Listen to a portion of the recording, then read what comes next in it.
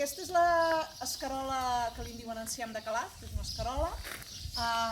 L'hem tingut tot l'hivern a camp i ha florit, l'hem recollida i ara la netegem. I per netejar les llavors d'escarola el que s'ha de fer és humitejar-la. La vam estirar ahir, que feia dia nublat i semblava que havia de ploure, al final no va fer-ho. La vam estirar en plàstic, l'hem estat remullant i ara ens n'anirem a picar-la.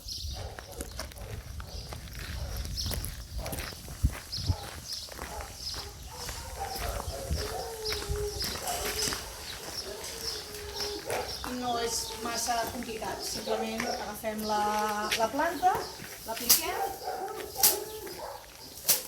i com podeu veure les llavors d'escarola estan caient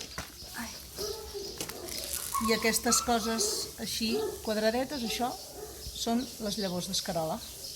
I llavors, amb 4 picades cau tota la llavor, la deixarem secar fins demà. Demà la collim, sedar, ventar i ja tenim una altra varietat al banc d'espous.